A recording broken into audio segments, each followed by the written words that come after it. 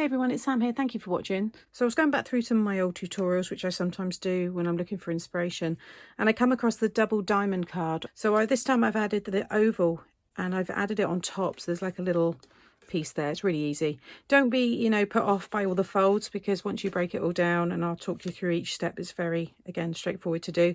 It stands up really nicely on its own, all folds flat into your envelope. You could have your message either inside here, but I will have mine on the back. I'll just put another white square on one of these, and that will be where I'll write my message. I've used this gorgeous flamingo stamp and lovely papers, and I'll show you all of that in a moment. So let's get started. So these are the papers. You've seen them already if you've been following me. Summer Tropical Birds, gorgeous, absolutely beautiful. There's not one I don't like, so I'm getting my way through them. And then you also have your toppers to choose as well. So if you don't want to stamp an image, they have wonderful toppers here that you could use, and it doesn't have to be an oval. I'll link the other version that I've done, but you could have a rectangle here, square, any shape you want. Star, I think, would be lovely. You could do maybe like a Christmas card. So there's lots of ways to change it to work with what you have.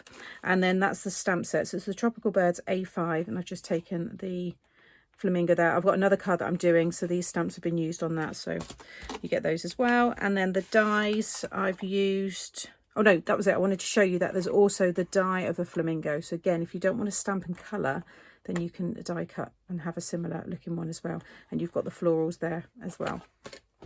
So I've gone ahead and got all of that ready.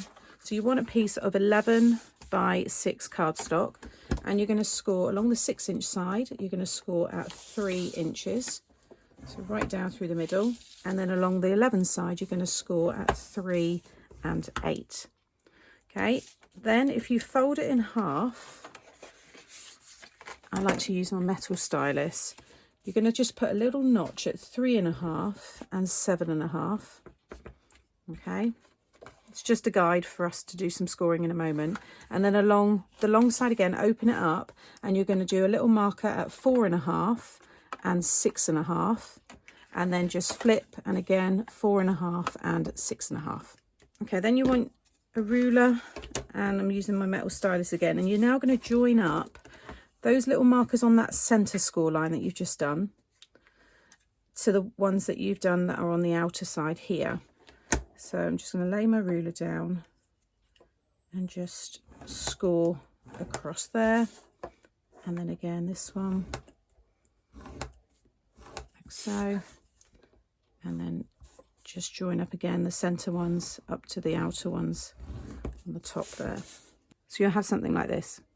Next, you want to fold and burnish all the score lines.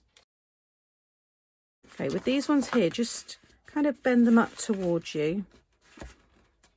You don't want to like fold across into these parts here, but just fold them kind of like this. Now what's going to happen is you want this score line to go over the top. So if you fold that over and push that under, you see that kind of motion. And as you do that, kind of squash these ones down. Okay, you see you've got one side already. Again, just open it up. It's easy to, keep practicing. Maybe use some copy paper first.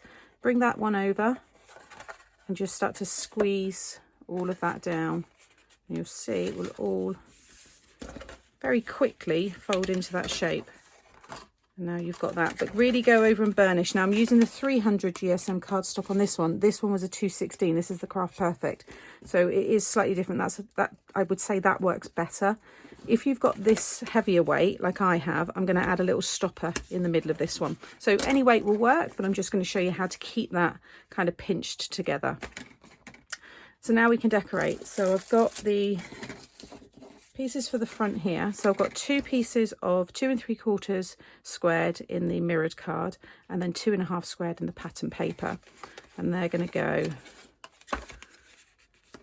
I'm going to use that as my front, so that's going to go there, and then that one's going to go there. So get those stuck down first, and then I'll show you the stopper. So whilst they're drying, you want 2 pieces of 1 by 2, and you're going to score one along the 2-inch side at 1 inch, and just fold that in half. That's how we're going to attach the topper. And this is the stopper. So you might not need this. Like I said, I haven't got it on this one. It's fine.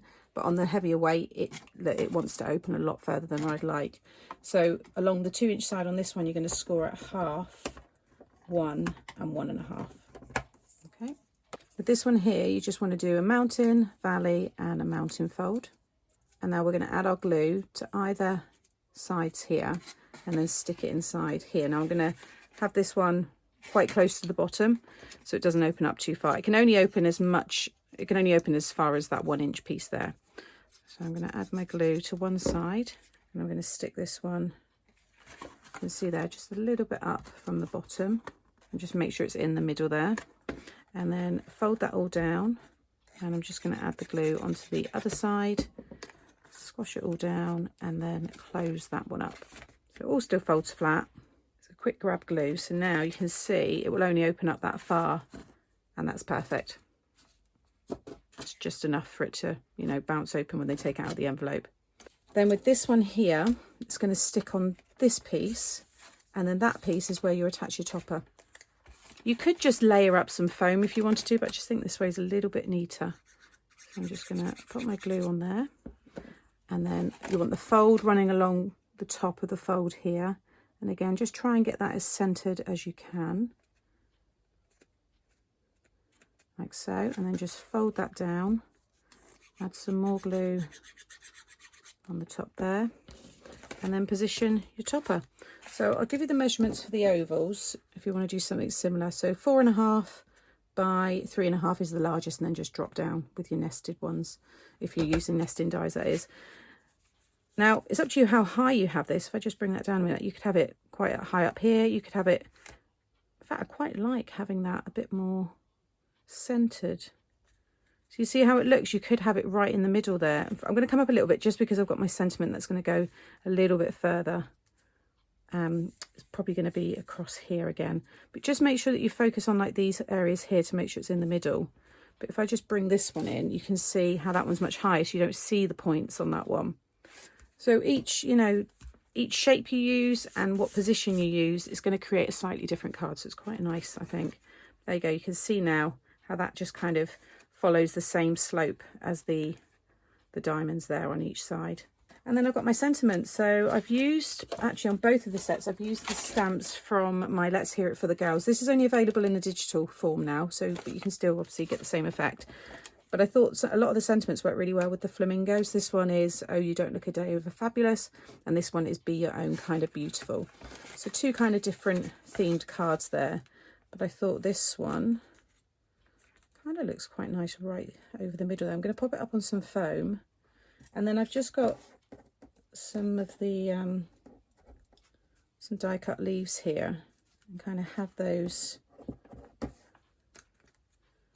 you know, on the top, behind.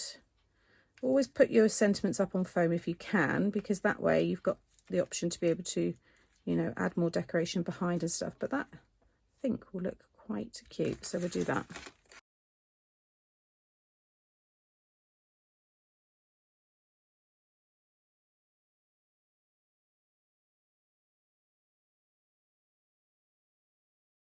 Okay, so there is the finished card. That does also, you know, open, so you could have your message in that part if you wanted to as well, but I'm going to keep mine on the back there.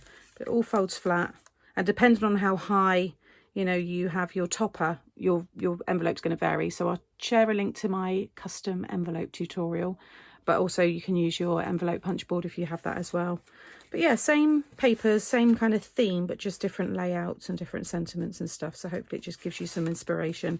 I think it's a lovely style. Again, you can see there how that opens as well. I just think it's lovely. Let me know what you think. Let me know if you've given this card style a go before, and I'll have some other tutorials popping up now that you might want to watch next. As always, thank you for watching, and I'll be back again very soon. Bye.